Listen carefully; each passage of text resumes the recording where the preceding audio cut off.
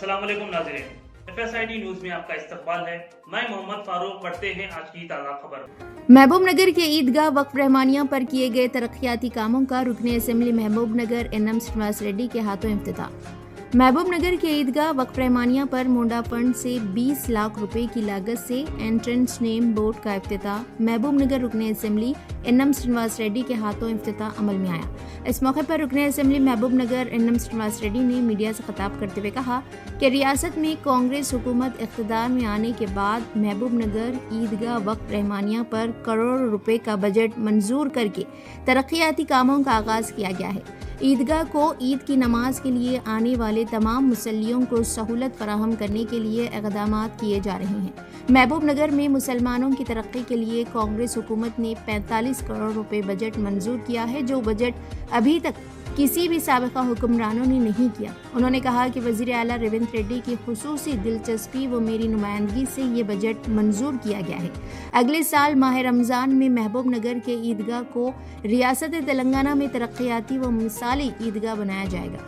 इस मौके पर मोना chairman Lakshman Yadav, deputy mayor Surendra Reddy, TPCC general secretary Vinod Kumar advocate, DCC general secretary Siraj Qadri, Eidgah committee सदर बशीरुद्दीन, सेक्रेटरी ईदगाह कमेटी अब्दुल वहीद खान दुरानी, खाजिन खादर मोहिउद्दीन एडवोकेट, जामे मस्जिद नायब सदर अब्दुल रऊफ ज़की, जामे मस्जिद सेक्रेटरी अब्दुल माजिद, सरकारी दवाखाना डेवलपमेंट कमेटी रुकन सादुल्ला जुनेदी, कौमी एकता कमेटी मोहतमद रफीक अहमद कादरी, गुत्तेदार सैयद शफीउद्दीन कादरी, कॉरपोरेटर्स मोहम्मद शब्बीर, सैयद मोहसिन, साबिका जहांगीर पीरा ITI सेक्रेटरी सैयद तकी, रिगल रहमान, कांग्रेस कायदीन अजमत अली, मोहम्मद रियाज, मतीनुर रहमान, साबिका काउंसलर ख्वाजा पाशा, नवर रवि, सैयद मुजीब, मोहम्मद नवाब के अलावा ईदगाह व जामे मस्जिद कमेटी के जिम्मेदारान, सियासी, समाजी व मिली कायदीन भी मौजूद थे।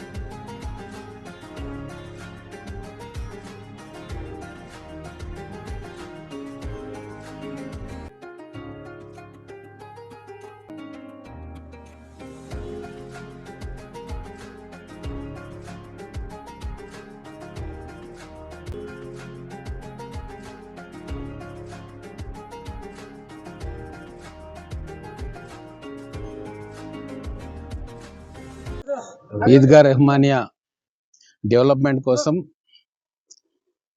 మా ప్రభుత్వం వచ్చిన తర్వాత ₹1.5 కోటి దీన్ని కేటాయించడం జరిగింది.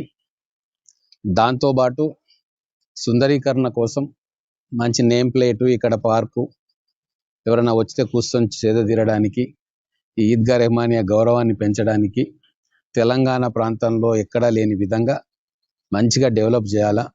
ఇక్కడ ఉన్న మైనారిటీ సోదరులు ప్రార్థన చేసుకోవడానికి వచ్చినప్పుడు వాళ్ళకి అన్ని సౌకర్యాలు కల్పించాలన్న ఉద్దేశంతో ఈ డెవలప్మెంట్ ప్రక్రియను మనం టేకప్ చేయడం జరిగింది. గతంలో మహబూబ్ నగర్లో ఎప్పుడు కూడా మైనార్టీ సోదరుల కోసం ప్రత్యేకమైన బడ్జెట్ కేటాయించలే. గత ప్రభుత్వంలో కేటాయించలేదు, అంతకంటే ముందున్న ప్రభుత్వంలో కూడా కేటాయించలేదు.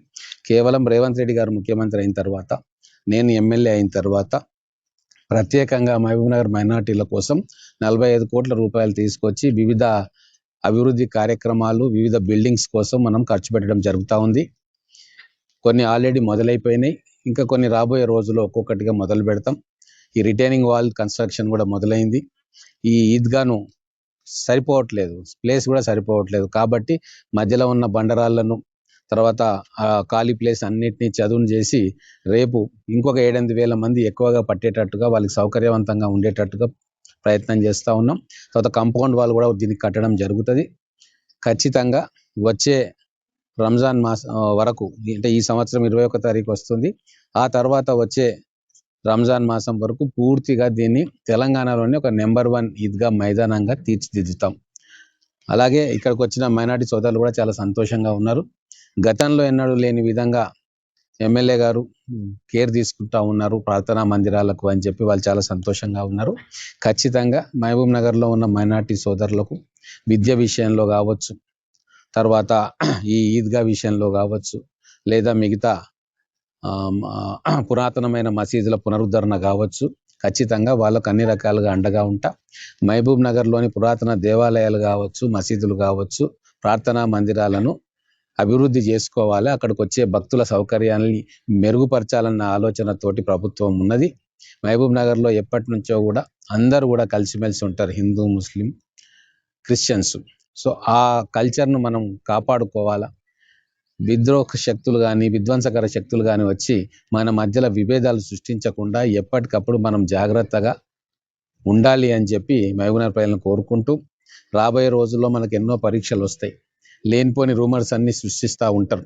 వాటికి మనం బలవకుండా, ఎవరైనా పిల్లలు ఏమైనా చేసినా కూడా మనం సర్ది చెప్పుకొని మన మహబూబ్ నగర్ యొక్క కల్చర్ని, అన్నదమ్ముల్లాగా మెలిగే స్వభావాన్ని, తరతరాలుగా మన తాతలు, తండ్రులు, మనము కలిసిమెలిసి ఉంటున్న వైనాన్ని మన నెక్స్ట్ జనరేషన్కు చెప్పి వాళ్ళను కూడా మన బాటలోనే ప్రయాణం చేసేటట్టుగా వాళ్ళకు కూడా ఇప్పటి నుంచే మనము జాగ్రత్తలు చెప్పాల్సి ఉంటుంది. లేకుంటే చిన్న చిన్న అంశాలు కూడా చాలా పెద్ద అంశాలు అయిపోయి అవి చాలా తీవ్రమైన పరిణామాలకు దారితీస్తాయి. మిగతా ప్రదేశాల్లో మనం చూస్తూ ఉన్నాం. అటువంటి వాటికి ఎట్టి పరిస్థితుల్లో మనం అవకాశం ఇవ్వొద్దు. కాబట్టే ఈరోజు అందరినీ కూడా కంటికి రెప్పలాగా చూసుకునే కాంగ్రెస్ ప్రభుత్వానికి కుల మతాల తేడా లేదు. ప్రతి ఒక్కరికి కూడా అభివృద్ధి ఫలాలు అందాలి. ప్రతి ఒక్క సమాజానికి, వారు హిందువులు కావచ్చు, ముస్లిమ్స్ కావచ్చు, క్రిస్టియన్స్ కావచ్చు, అలాగే ప్రతి ఒక్క కులం వారు ఎవరైనా సరే, బీసీ కావచ్చు, ఎస్సీ కావచ్చు, ఎస్టీ కావచ్చు, మైనార్టీ కావచ్చు, ఓసీలు కావచ్చు, అందరినీ కూడా సమదృష్టితో చూసి ఎవరికి ఏం అవసరమో వాళ్ళ అభిష్టానికి అనుగుణంగా చేసే ప్రయత్నం మా కాంగ్రెస్ ప్రభుత్వం రేవంత్ రెడ్డి గారి నాయకత్వంలో మేము చేస్తూ ఉన్నాం. అలాగే రాబోయే రంజాన్ 21వ తారీఖు ఉంటుంది, పవిత్రమైన రంజాన్ పర్వదినం. ఆ రోజు కూడా చాలా కొన్ని వేల మంది ఇక్కడికి రాబోతూ ఉన్నారు. మున్సిపల్ ఇప్పుడు కొత్తగా మనకు మేయర్ వచ్చారు, డిప్యూటీ మేయర్ వచ్చారు, వారందరికీ కూడా సూచనలు ఇవ్వడం జరిగింది. వచ్చిన భక్తులకు ఎటువంటి అసౌకర్యం కలగకుండా మంచి ఏర్పాట్లు చేయాలి. అలాగే వాళ్ళు పీస్ఫుల్గా, ప్రశాంతంగా ప్రేయర్స్ చేసుకొని మళ్ళీ వెళ్ళేటట్టుగా పోలీస్ సిబ్బందికి కానీ, మున్సిపల్ సిబ్బందికి కానీ సూచనలు ఇవ్వడం జరిగింది. आप हमारा ये वीडियो YouTube पर देख रहे हैं तो सब्सक्राइब करना ना भूलें और बेल आइकन दबाएं। और अगर आप हमारा ये वीडियो Facebook पर देख रहे हैं तो पेज को लाइक करें और फॉलो करें।